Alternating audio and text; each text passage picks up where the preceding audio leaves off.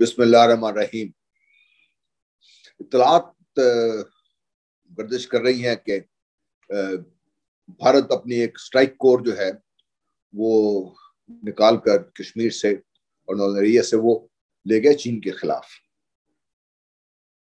تو کیا یہ وجہ ہے کہ پاکستان کو مجبور کیا جا رہا ہے کہ بات چیت کے ذریعے ڈی ایسکیلیٹ کرے اور 62 کی طرف ایسے اقدامات نہ اٹھائے جس سے بھارت کی جنگی کوششوں کو چین کے خلاف نقصان پہنچے؟ بڑی اس میں بڑا وزن ہے اس بات میں۔ پھر ساتھ ہی یہ بھی اطلاعات ہیں، اطلاعات تو خیر میں سمجھتا ہوں کہ کہنا اتنا صحیح نہیں ہے، بلکہ مجھے اس بات پہ پورا یقین بھی ہے کہ بھارت کی جو کوشش تھی کہ افغانستان میں اپنے قدم اس طریقے سے جمائے کہ اگر امریکہ وہاں سے نکلتا ہے تو بھارت وہاں پر ایک ڈومیننٹ پاور کے طور پر ہو، وہ چونکہ بڑی بری طرح ناکام ہوا ہے اور اب بھارت کو وہاں پر جگہ نہیں مل رہی، تو امریکہ کے افغانستان سے انخلا کے بعد بھارت کا یہ خیال ہے کہ پاکستان کی جو مغربی سرحدیں ہیں، اگر افغانستان میں شورش پھیلتی ہے تب بھی پاکستان کی مغربی سرحدیں کافی حد تک محفوظ ہو جائیں گی، اور پاکستان کے پاس پھر جب یہ بھارت اپنی فوج چین کے خلاف لے گیا ہے تو پاکستان مغربی سرحدوں کو تھوڑا ان کی فورسز کم کر کے کشمیر میں ان کے خلاف استعمال کر سکتا ہے۔ یہ بہرحال یہ ایک ایسی صورتحال ہے جس میں ایک جنگ، باقاعدہ ایک ایکٹیو جنگ کی صورتحال سب کے نظر میں ہے۔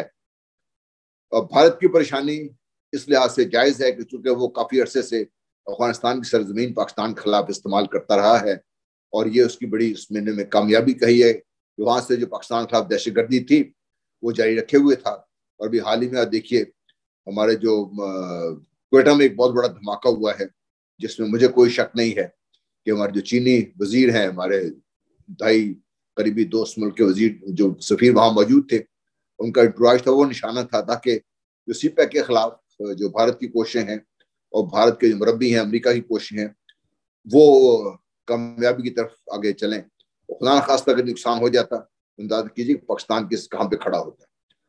تو بھارت کو یہ بہت بڑا ایک دکھ بھی ہے، تکلیف بھی ہے، اور ایک بڑی ناکامی ہے بھارت کے لیے۔ افغانستان سے ان کی جو عزائم تھے وہ پورے نہیں ہو رہے، اور امریکہ ان کو وہ پوزیشن دلانے میں کامیاب نہیں ہو سکا۔ اگر یہ ہوتا ہے اور امریکہ نکل جاتا ہے اور بھارت کے وہاں پر اس طریقے سے قدم نہیں جمتے جس طریقے سے جمانا چاہتا ہے، اس کے لیے اس نے پیسے بھی کافی خرچ کیے ہیں، تو پھر پاکستان کے لیے بڑی آسانی ہو جائے گی، اور پھر پاکستان اپنی فورسز جو ویسٹرن بارڈرز ہیں کسی حد تک تھن کر سکتا ہے، لیکن بالکل ان کو فورسز کو نکال نہیں سکتا، کیونکہ اگر افغانستان میں شورش بڑھتی ہے اس کے اثرات پاکستان پر بھی ہوں گے۔ تو یہ تو ایک صورتحال ہے۔ اور دوسری طرف آپ دیکھیے تو اس نے بہت بڑی موو کی ہے، اپنی اسٹرائک کور کو چین کے خلاف لے گیا۔ کیا وہ چین کے خلاف جنگ کرنے کو تیار ہے؟ میرا خیال ہے کہ یہ صرف ان کی خام خیالی ہے، اور چین کے ساتھ جنگ کے لیے ان کو صرف ایک اسٹرائک کور نہیں، بہت بڑی اور ایفرٹ بھی چاہیے ہوگی۔ اور اگر ان کا امریکہ کا یہ خیال ہے کہ پاکستان کو فی الحال دبا دیا جائے اور بھارت کو موقع دیا جائے کہ وہ لداخ میں جو اس کی ہزیمت ہوئی ہے اسے، اور اس کے علاوہ جو مشرقی بارڈرز پر جہاں جہاں پر چین نے اس کو بڑے اسٹرانگلی انڈر پریشر کیا ہوا ہے وہاں سے پریشر ریلیز کرا سکے، تو یہ امریکہ کی بھی خام خیالی ہے، یہ بھارت کی بھی خام خیالی ہے، کیونکہ چین اس سے بہت زیادہ تیار ہے۔ جو میری اطلاعات ہیں یا جو رپورٹس آئی ہیں، چین اس سے بہت زیادہ تیار بھی ہے۔ اور دوسری طرف امریکہ بہادر کو روس اور چین نے بڑے ایک دلچسپ انداز میں پھنسا لیا ہے۔ ایک طرف یوکرین کی طرف دیکھیے تو امریکہ وہاں پہ پھنسا ہوا ہے، ان کو سمجھ نہیں آ رہی کیا کریں، وہاں پر ملٹری آپشنز استعمال کریں، ڈپلومیٹک آپشن استعمال کریں، تو پیٹن صاحب ہر چیز کا بڑا صحیح طریقے سے جواب دے رہے ہیں ان کو۔ پھر تائیوان کی طرف جو انہوں نے کوشش کی تھی چین کے خلاف، تو چین نے وہاں پر بھی اپنا ڈیلی کے حساب سے بہت تائیوان کے اوپر پریشر بڑھا کر وہاں پر جو امریکہ کی جو صورتحال ہے، جو کمزور صورتحال ہے، اس کو واضح کر دیا ہے۔ تو امریکہ دو طرف ایک پھنسا ہوا ہے، اور اس دوران اگر کہیں بھارت کی خام خیالی اگر بھارت نے کوشش کی چین کے خلاف، تو پھر پاکستان اگر چپ رہا اس دفعہ بھی تو شاید پاکستان کو آئندہ لیے کوئی ہماری نسلیں کبھی معاف نہیں کریں گی۔ تو یہ پھر بائیڈن صاحب کی بھی خام خیالی ہے، بھارت کی بھی خام خیالی ہے کہ صورتحال ایسی ہوئی تو پھر طبل جنگ شاید بجی جائے۔ ویسے بھی میں تو ہمیشہ سے میری یہ سوچ رہی ہے کہ ایک اور جنگ پاکستان اور بھارت کے مقدر ہے۔ پاکستان کو ایک جنگ لڑنی پڑے گی، وہ آج لڑیں، کل لڑیں، پرسوں لڑیں، وہ حالات پہ منحصر ہے یا کس طریقے سے لڑیں.